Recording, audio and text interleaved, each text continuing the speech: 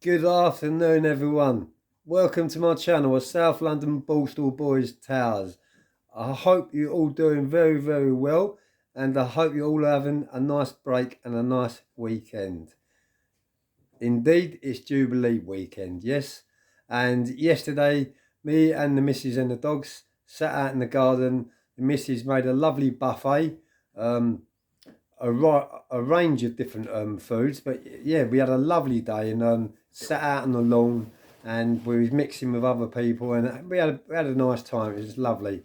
And yeah, that same day it started raining, a bit later on in the afternoon it started raining, so I was half and half whether to go to a motocross track today, because a few of my pals have gone out riding today, and but I ain't one to go out in the wet. I mean, I don't really enjoy it in the wet, especially when it's slippery and you fall off and things like that. So, I'm 54, so I like going out when it's nice and dry, and also in the summer, when it's sunny, it gives you a bit more inspiration too, not just for motocross, for everything in life. I mean, if you wake up in the first thing in the morning, whatever time you wake up in the morning, and it's raining out and it's grey out, to me, that don't give me much motivation to want to do much. This is what I'm going to be touching on today, guys. This video is going to be about being institutionalized. But yeah, let's go back onto that for a minute before I forget. So yeah, in the mornings, let me turn my light on. That's a bit better. Actually, I can turn another one on too. Oh, that's much better. Yeah, so in the mornings when you wake up, when it's nice and hot out, it just motivates you. It gives you like some encouragement. It makes you want to go out. It makes you want to mix. It makes you want to dress nice and socialize more. So yeah, I'm a summer person. I love the summer very much indeed. But I hope you guys had a nice day yesterday, and also I hope you're having a nice weekend. And I've seen my subscribers going up and up every day, slowly but surely. They're going up. Slowly wins the race to me. As I said to you in my previous videos, guys, I've got a bit of a cough. I'd rather have 1,500 proper staunch subscribers than 15,000 trolls and people that are on YouTube for the wrong reasons, especially those what cover their faces and hide behind computer screens and do videos with a black screen in front of them. Come on, man. I mean, if this is what it's come to nowadays, then I'm so glad that I'm a chip off the old block and I'm old school, and I've still got old-fashioned values. I've still got a lot of respect for people, especially for elderly people and for younger people, and anyone that gives me respect, I'll give them respect back. I'll maybe do another video about the younger generation of today. But yeah, I'm not having a go at the younger generation of today, but they're not brought up with the same values and the same morals as what I was brought up with. But there is the odd few what have got their morals and have got them ways, and are really nice people. So it's not, all younger generation, but a majority of the younger generation hasn't got the old-fashioned values. That's what I'm trying to say, guys. But yeah, if they're brought up right and they learn how to respect people from a young age, and they've got manners, and they're going to turn into a lovely person later on in life. So big shout out to everyone. Anyway, guys, so today we're 4 minutes in.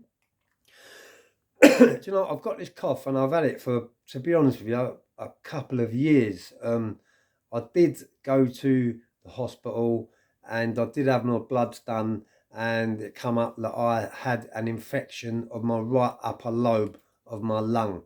And I was supposed to go back to the hospital to have a camera put down my throat and have a biopsy, but to be honest, I couldn't man up enough to get up there, and that's the truth of the matter. I don't like hospitals. They worry me, they scare me, because I spent most of my life, most of my childhood in hospital, visiting my mum when she was in hospital at the Royal Marsden with breast cancer.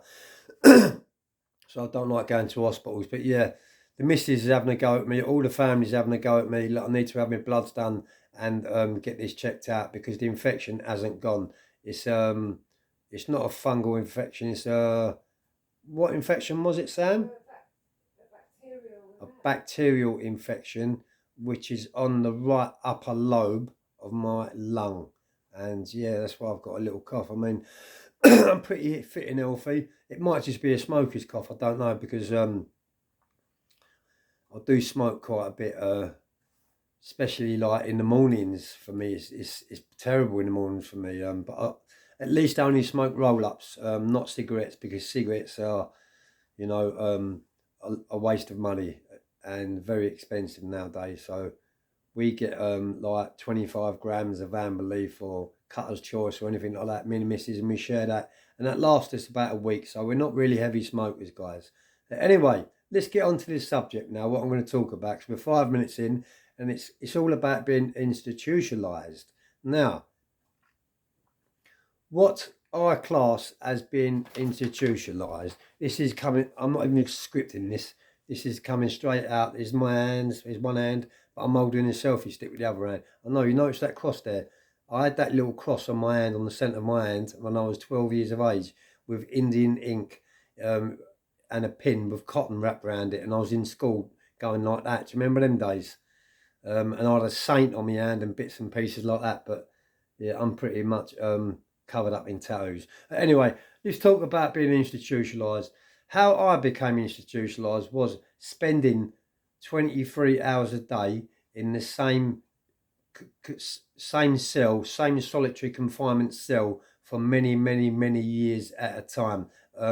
And it made me be institutionalised. I had to get institutionalized to actually get through that sentence, because if I wasn't institutionalized, you know, I would have hung myself, or I'd have done away with myself, because that was a long sentence to do, 12 years. But even before I got that 12 years, I've done numerous 3-year sentences. I've done 5 years. I've had 7 years.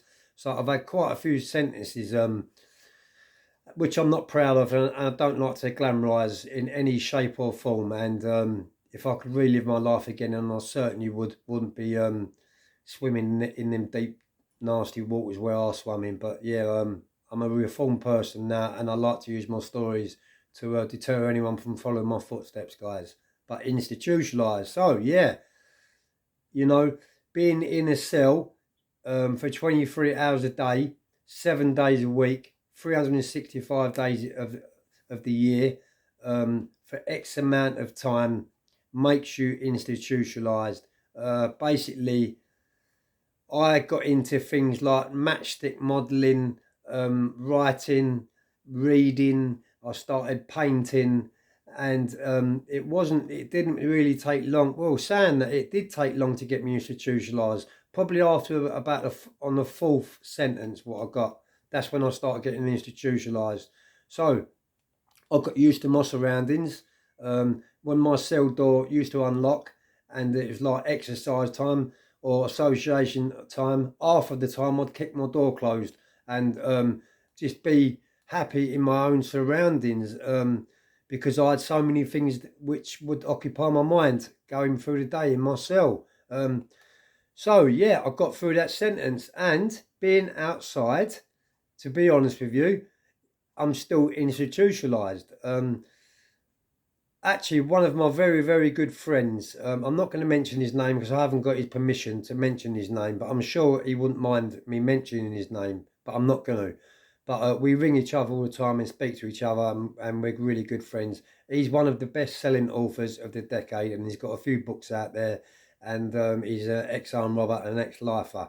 I spoke to him recently on the phone about my second book, and even he admitted to me. He said, "Yeah, although he's done well, he's bought a lovely house, but he finds it very hard to leave his house, and he's the managing director and the editor of the Inside Times newspaper. He's a very, very busy man, but he can work from home. He can do everything from home."